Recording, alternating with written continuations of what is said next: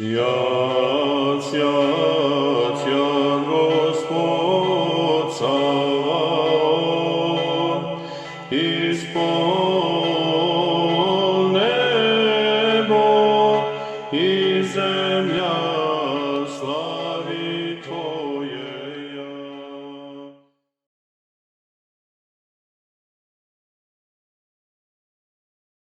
Imam čast, poštovani pratioci naše sajta, da vam danas predstavim i da vas upoznam sa jednim divnim hrišćaninom koji živi u Sjedinjenim Američkim Državama, sa Jimom Jattersom. Njegovi koreni su u Grčkoj, odakle su mu se u svoje vreme preselili, odnosno u Ameriku doselili džet i baba. Jim Jatters je od oca Georgea, koji je bio pilot borbenog aviona američkog vazduhoplovstva i penzionisan je kao pukovnik američke vojske. A Jimova majka Stella bila je aktivan, da kažem, zagovornik i pobornik i predstavnik Srbije i Srba i njoj je Vladika Артемије 2004. godine odao priznanje svojom gramatom, a posthumno je dobila priznanje i od vlade Srbije 2014. godine. Jim je moj kolega, dakle diplomirani politikolog, a doktorirao je pravne nauke na Univerzitetu George Washington u Washingtonu 1978. godine. Član je advokatske komore Vrhovnog suda Sjedinjenih Američkih Država, bio je službenik za spoljne poslove u državnom sekretarijatu Sjedinjenih Američkih Država od 1979. do 1985. Bio je konzularni službenik Sjedinjenih Američkih Država u Meksiku. Služio je od 1985. do 2002. godine u rangu visokog savjetnika u Republikanskom komitetu za politiku Senata Sjedinjenih Američkih Država.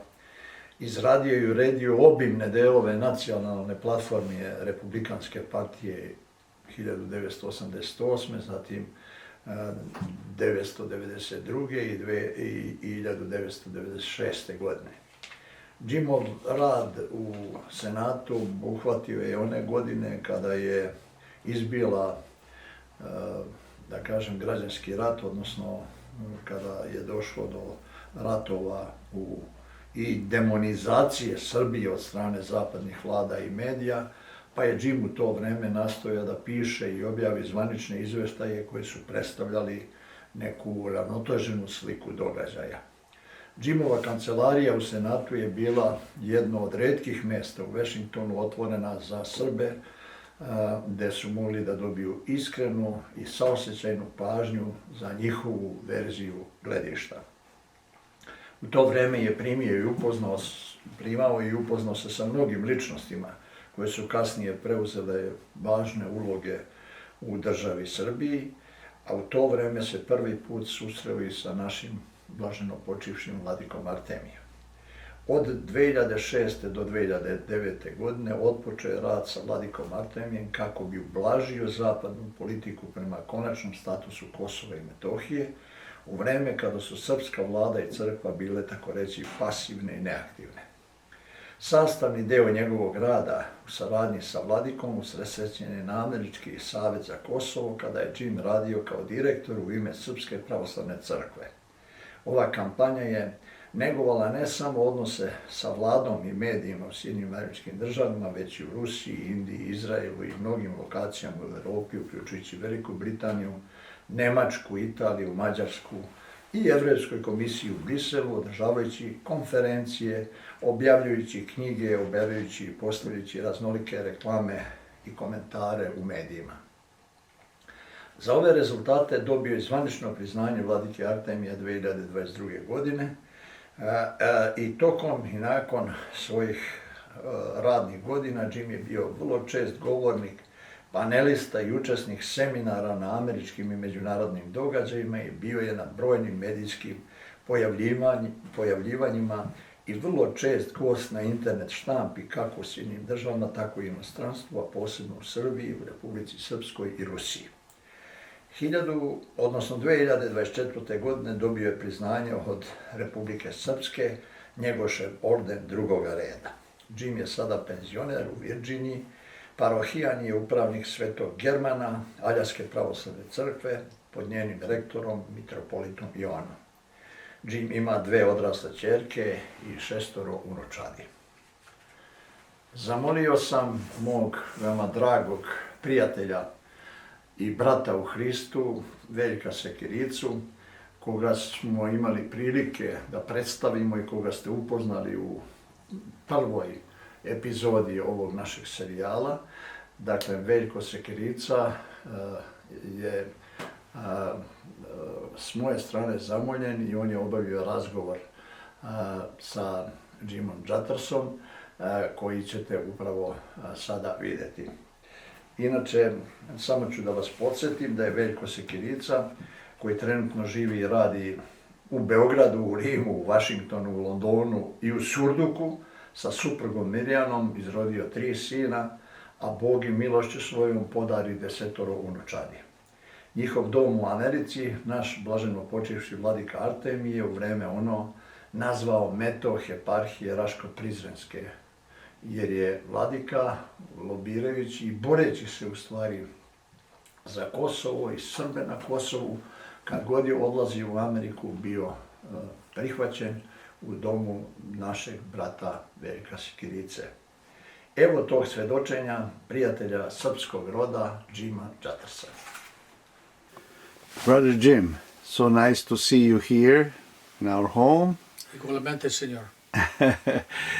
Here in Bethesda, or Vitesda as we call it, this place where you're right now, we call it Vladika Артемије Smetog. He used to spend here many days and weeks and months in visiting us and of course pursuing persistently to fight for his beloved Kosovo and for Serbian spirituality in America. And you know him. I am sure I give testimony that he really loved you very much as his own son, a spiritual child, or whatever you may call it. But I could always feel the authentic excitement and love that you had towards Vladika from the very first moment when we met to the very last. Practically it was few weeks that divided your last visit to Serbia and your testimony in his civil case.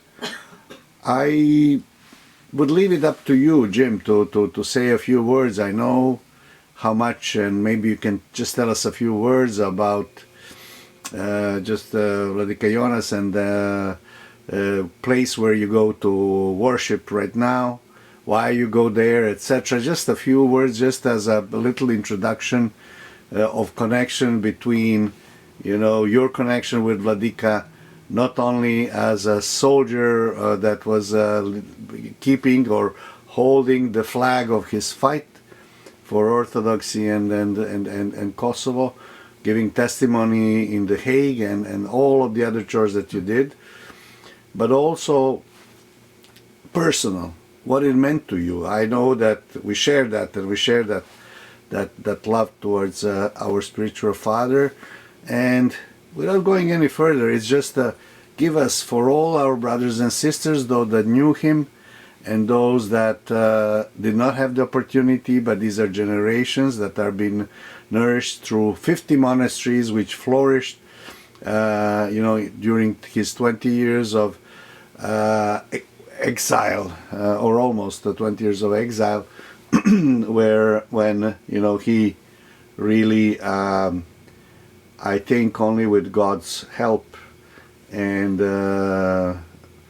somehow led by our good Lord, followed suit to continue and give testimony and lead this flock, and I guess many other Orthodox people around the world that really are in faith deeply, and that for them it is a meaningful type of opit or a testimony which Vladika with his life gave, abandoning all the comfort of the palace of Vladika's, castle, quote unquote, and living and lifting the spirituality over and over. As you know, he was one of the most accomplished starets, as we know it, who was followed by so many young people, inspired, that really joined the church and the monasteries, looking for God, and with the help of Vladika, they were given good guidance to reach that goal of theirs. So, without any further, Jim, it's up to you. Please talk to us. Let's all remember our spiritual father with your good words. Well, thank you for this opportunity, and there really is just so much there. And so if I get my thoughts clouded or confused or forget something at some point, feel free to prompt me with another question, because I'm sure it will trigger another flood of memories.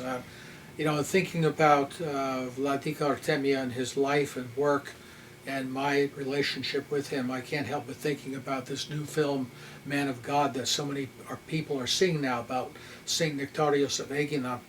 And here's a man who was persecuted throughout his life, first by the Patriarchate of Alexandria and then by the Church of Greece and everybody else, it seems, and was not vindicated, so-called, by men during his lifetime. But then we see he died in 1920, he was glorified as a saint in 1961, and he was not cleared, if you want to call it that, by the Church of Alexandria till 1998, until 78 years after his death. And I think this illustrates, and that's why in our church we don't believe in the concept of infallibility, that even the best of us will make mistakes.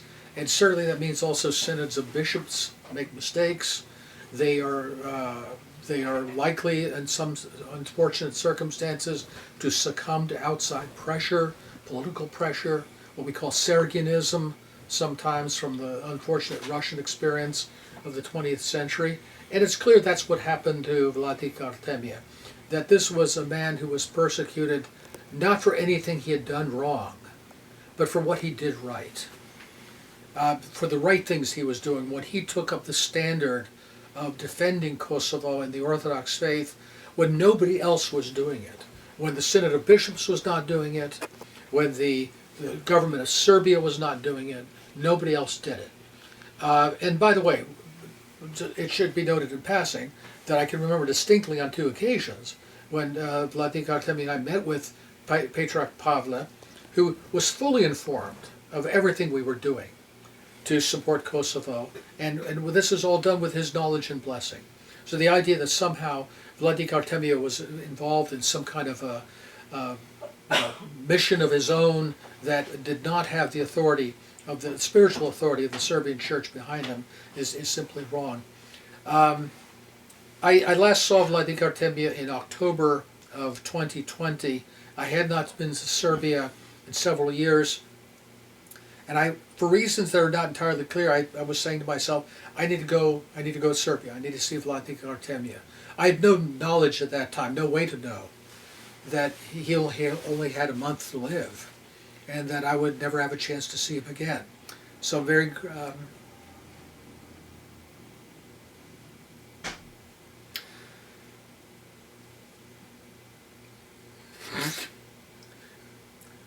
very very grateful for that opportunity, that I had a chance to do so.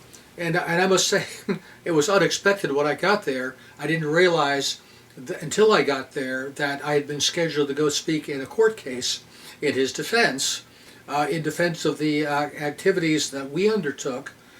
He, as the spiritual guide and director of the activity, and me as, you might say, the kind of delivery or the spearhead, primarily here in Washington, but in many other capitals, and in Moscow and New Delhi and in Berlin and many other places.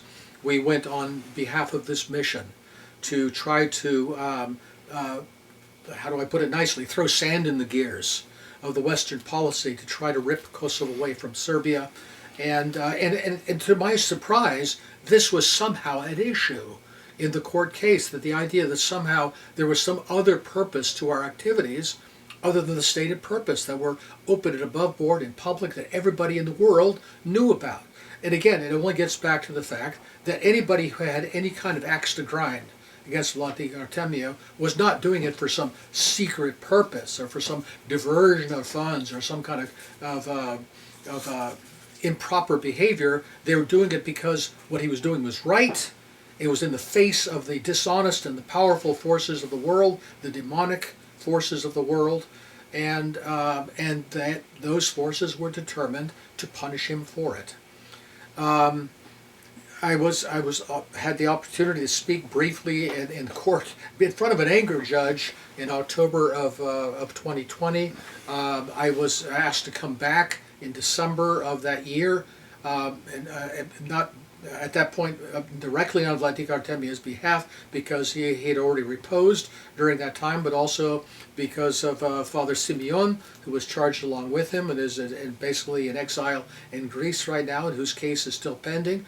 And it should have been clear to anybody by the end of the trial, and I think it was frankly very clear to the judge, who had started out not entirely friendly to our point of view, but by the end of my testimony, I think had been entirely won over. Unfortunately, as I understand Serbian legal practice, it's not the same as it is here in the United States. And in any American courtroom, the defense attorneys would have moved for dismissal, and it would have been granted, because it's quite clear that there's no case. Unfortunately, things in Serbia don't seem to work on the very same basis. But we detailed in minute detail everything we'd done to hold conferences and place ads in newspapers and meet with powerful people in all the capitals of the world to oppose this very wrong-headed policy about Kosovo. And I think that, I think a lot of people have this defeatist attitude that somehow, we failed because Kosovo still declared independence in February of 2008, and umpteen countries have recognized it, although many other countries, including the most important ones,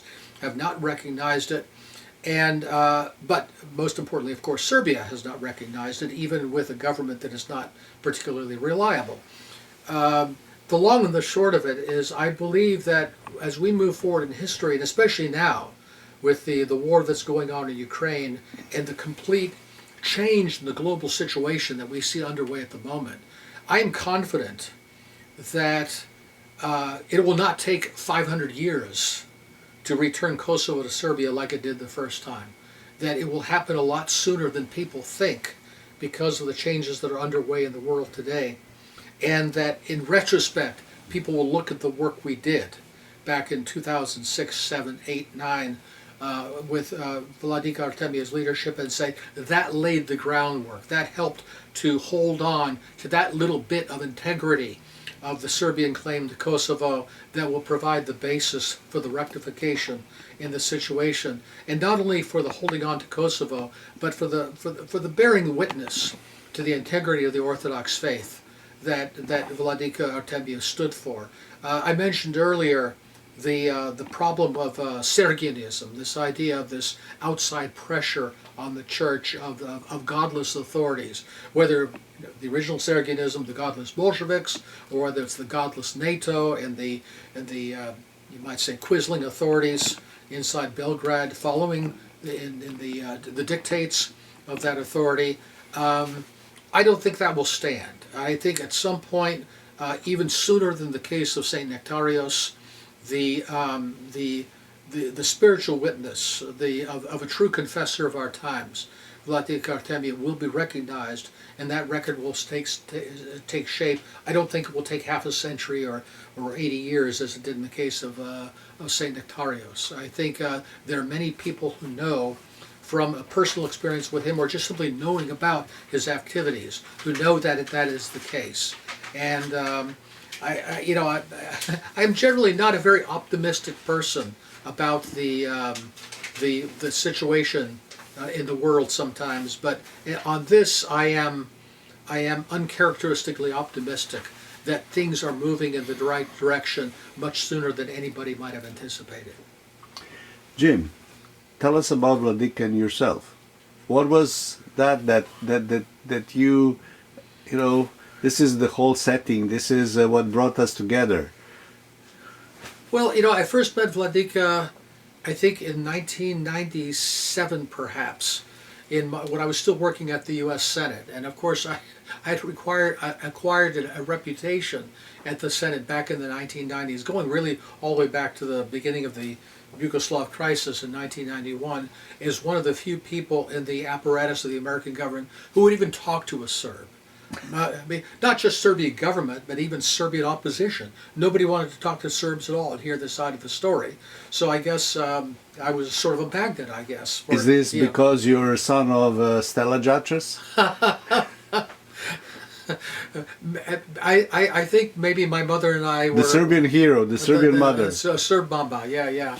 She, I think maybe we were cut from the same cloth in that respect, and you know, she of course was you know, completely tireless advocate of the Serbian cause. Of course, in my official capacity, all I wanted was truth and balance, and frankly, what is the American interest in these things? What is a fair hearing of all sides of the story? And of course, even that was not something that was welcome at that time. So I remember I saw even opposition figures. I met Koštunica, I met Džinčić, I met Šešelj, I met all sorts of people. And of course, one of the people, when he came to Washington, who else they could come talk to, I met Vladika Артемије.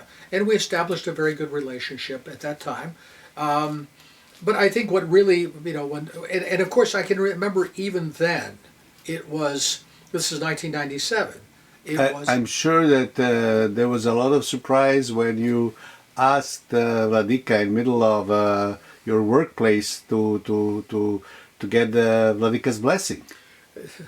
You know, to tell the truth, that was not that much of a surprise, because I was fortunate to work in one of the more conservative offices in Washington, where everybody was a religious type of one sort or another. So I was like the Orthodox guy on this side of the room, and then we had the Mormon guy over there, and the Catholics over there, and the Baptists over here. So if Jim has the Orthodox people in, it would be like, oh yeah, there's Jim with the Orthodox people again. It's just, it would be something kind of almost expected then. I mean, so it was, let's say, unusual but not entirely unexpected to have an Orthodox bishop that would come and give a blessing in my office. So I'm very pleased at that. And but I guess it shows that not everything is lost in America. That there is still some space for freedom. There's for hope. Faith. There's hope. Even today, there's still hope. While there's life, there's hope, right? But I think what, of course, really started was in 2006 then, when we began to work formally on behalf of Vladika Артемијe. As I said, again, when it was clear where American policy was going on Kosovo. And when I say American policy, it really means Western policy, because the Europeans, of course, just do what the Americans say. And he felt that we needed to do something. We needed to try to do something. And I was honored that he selected me to be like the man in Washington that they could trust to launch the effort and to try to get the truth out about Kosovo. And I can remember when we first signed the contract in Gračanica to do the work. The contract was presented to me, and I said to Vladika, I cannot sign this. And he said, why? And I said, because it's in Latinica. It has to be in Ćirilica. And he was very pleased about that. So they reprinted the agreement in Ćirilica instead of Latinica. So, he, you know, that's one thing about him. He, for you know, I suppose when we sometimes think of people who are very, very spiritual, especially a monk, we think of this as kind of this dour kind of exterior. Serious. He had the most remarkable sense of humor, you know. I mean, there was always something kind of like sparkling and upbeat about his mood. And he also noticed that joy. And when things went, even when things were not going well, he was never down. He was never, you know, I would get upset when things were not going our way, or which was most of the time, but he never got upset. You know, he always seemed to have this childlike joy and faith and happiness about things that I suppose all of us should have, but few of us do. it's beyond your comments. Like whenever somebody asks you how are things, you would say they're bad and they're going to get worse. And you can trust me on that. Yeah, that's right. How are things? Could be worse, and they will be. And but on the other hand, he never seemed. When I sometimes I would make mistakes in our work. I would do something that wasn't the way I tended to turn out to be, and I would get very, very upset. He wouldn't get upset. He always, and maybe this is just part of his forgiving nature about things and about people.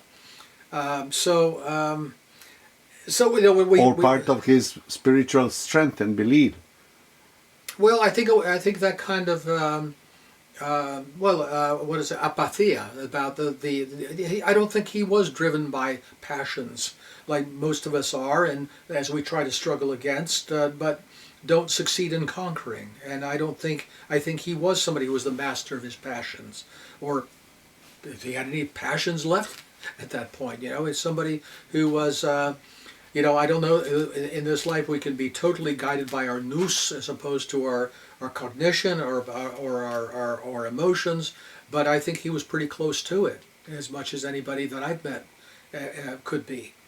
So, in that respect, it wasn't just, look, at that time, during the work I was doing, I was a, quote, lobbyist, right? In terms of profession, I guess I'm a hired gun.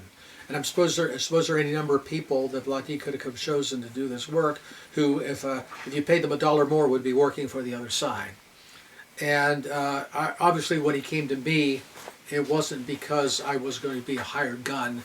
It's because we were going to do the work because we believed in it, because of the passion, because of the passion in a different sense, the sense of mission that we had, that the work we were doing was not only right, but it was holy, and I don't think anybody else really could have led that effort the way he did that. And as I say, I think when the final books of history, the final chapters of history are written, we will see that we accomplished a lot more than it might seem to some people at this time.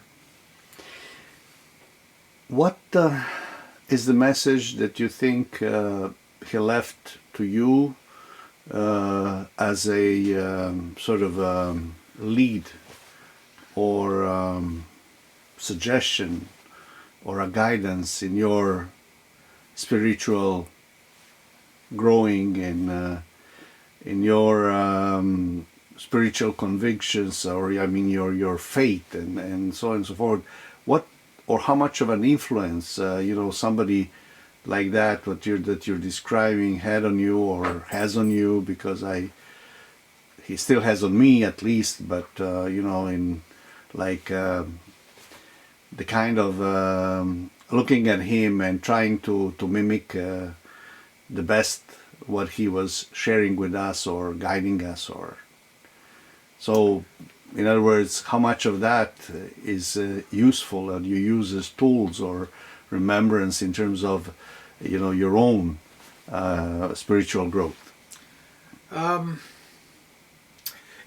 largely retired from public life. I'm now concentrated on being a Virginia country gentleman and changing my whole focus on life. And part of that is reflected in a talk I gave at the Ron Paul Institute last September called "It's Later Than You Think."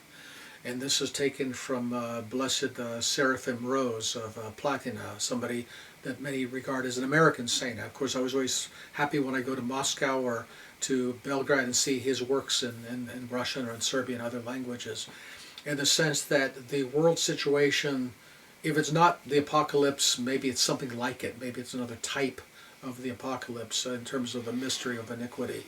And I think I see that same kind of spirit in Vladika and his work in life and how it impacted my approach and perception of the world, that as the mystery of iniquity is deepening and as the pillars of restraint are being removed around the world, that the temptation would be to despair or to go along with the crowd. And I think Vladika Артемије shows us that you don't do either. You don't succumb to the spirit of the world and what is being told we must accept. How many times we've heard this, even for example, for that matter, from the current Serbian government when it came to the throwing Russia out of the UN Human Rights Council, or voting that the war was whatever against the war. Well, we had no choice. We had a lot of pressure on us. Well, you always have a choice. Yes, there's pressure. There's a lot of pressure. Look at the pressure they put on Vladika, what they did to Vladika. But he still did not give in. And on the other hand, the temptation would be to say, okay, they're right. They're so powerful. The whole system's rigged. It's all hopeless. Give up, give up, give up. Well, you don't do that either. You fight. You stand up for what is right. You speak what is true. And if you suffer for it, then you have to suffer for it. But you still don't give up, and you still don't go along. And I think that was the lesson that he gave. And frankly, I have to tell you, sometimes I look at my own life and say, am I waiting for that test to come? Is that test going to come in a way that I can't even imagine right now? I mean, like other people, I've suffered some, difficulties in my life and some sorrows, and say, well, this is bad, but you know what? It could probably get a lot worse. And will I be able to stand up when that comes? And I think that Vladika Артемије showed us that yes, you can. Yes, you can. And like the other confessors, whether it's St. Nectarios or St. Maximos, whom I know that he held in very, very high regard, and this is also the way Orthodoxy points us the path, not just what does the official structures say. It's just, we don't have a papal model of our church. It's a very different one, and it is very hard to describe to anybody who's outside of it. Jim, trying to wrap up, and thank you for your time. You just mentioned something which inspired me to remember the time when Vladika sued. And tell us a little bit about it. And it was like unseen. Nobody could think about that somebody will dare to raise their voice, let alone to present a formal case regarding the aggression and bombardment of Serbia. And it doesn't come from the comfort of a political compromise. It comes from, I guess, the strength of the faith, and the only way without compromise that we have to speak out the truth. I think you're talking about his suit against the European Court of Human Rights, and it was against basically all the NATO countries, or at least the European ones. Exactly. And of course, some people criticized that because they said that, well, these are the very same European countries whose troops in Kosovo, the church, now that Kosovo was under occupation, or when it was under occupation, which it still basically is, despite this so-called independent state, that depends on, the church depends on that now for protection against the more radical elements among the Albanian Muslims. And so isn't this counterproductive? I know, for example, some people were quite critical of suing Italy, because Italy, at least from what I've heard, some of the Italian forces have actually behaved better and actually behaved quite decently there. So you really want to sue their government? Well, yes, because even though these troops are doing the right thing with what they're given right now, their government did not do the right thing. So it is right to point that out. Now, I wasn't involved in the mechanics of that lawsuit. This is something that was undertaken independently from me. But I think it illustrates the same principle of what we were trying to do on our side, which is to say truth is its own justification. Truth is its own vindication. So if something was done wrong and the mechanisms are there to throw that wrong out on the table and force people to confront it, that is the right thing to do, and let the chips fall where they may. Let the consequences be what they will be. And I'm not sure what came of that suit, but I think however it turned out, it was the right thing to do. Thank you, Jim. Any last thoughts that you would like to share, comes to your mind or your heart? Just, of course, we will have more opportunities, because I believe that there is more stories to tell. This is just, I believe, the beginning of inviting other people to join in and present their testimony. We do believe that it's going to be a shorter time frame, less than 80 years, for Vladika to come to the right place, being recognized. And I think that this memory that we're trying to keep and cherish and speak about is exactly the testimony that we all need to endorse and vouch for, and really, his path to being recognized within the ranks of all his predecessors, Saint Justin Popovich and Vladika Nikolai Velimirovich and Nectarius and Saint Nectarius and all of them that inspired him very much. The only thing I would add is you mentioned earlier my mother, and I think you'll remember that it was actually your house in Bethesda that Vladika presented to my mother Gramota recognition for all the work that she had done on behalf of Serbia and on the church and on Kosovo specifically. And I know that this was something that was very, very precious to her. And of course, she was somebody who did have a very wide recognition in the Serbian community and among Orthodox people generally for the work she did. And I think sometimes whatever I was able to try to do, or hopefully in some cases was able to do, I was sort of a pale reflection of the real article who was my mother. And it just, I think for not just myself, but my mother, but for our whole family, it's been such an inspiration to us. And, you mentioned earlier Vladika Jonah here in Virginia, where we have such a wonderful community of Orthodox Christians, almost all of whom are Americans, by the way. We have some Greeks and Russians and Serbs and Romanians. I can't help but think that there is something at work in the world today, as much as the mystery of iniquity is going, and in terms of the wickedness that seems to be growing in the world all the time. There's also something else. There's also something, a countercurrent in the other direction. You might say a kind of a distillation of what's good and pure and true in the world through God and His saints, or whether it's in America, whether it's in Serbia, that God grant that we see the end result in Ukraine when this war with Russia is over, that something good will come out of it, even if it's only for a brief time. My last question: when are you coming back to Serbia? We are still waiting for you. You promised. I did not promise. I had worked on the assumption that my traveling days are over. Like I said, I'm a Virginia country gentleman now, and my chicks and my dog to occupy my full time. And I don't know. I don't know. Maybe that will change. But at the moment, my traveling plans are slim to none.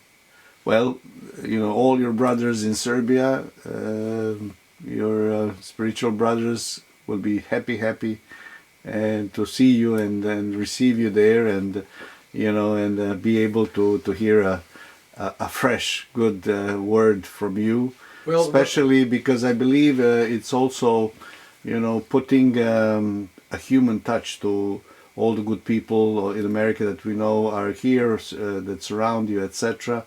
And somehow to make a distinction that really this is a great land, this is a great country, great people, that I believe in the hearts of hearts they are similar or very similar to Serbian people, very generous, good, and so on. And I think you are an excellent bridge to bring all that truth back, and especially the truth about the faith that is growing here, and as you mentioned, in this community, that there are predominantly American people, Orthodox people, that have the same need and interest and see the same light that guides us towards the eternity. Well, that's the real American spirit, right? So that's what we have to aim for. I must say, I don't know how I could get through the rest of my life without doing one of my favorite things in all the world, which is just to sit outside the cafe at the Hotel Moskva, having a Serbian coffee and a rakia, and waiting for somebody I know to come along. Thank you, Jim. Thank you, my Thank brother. you. Thank you.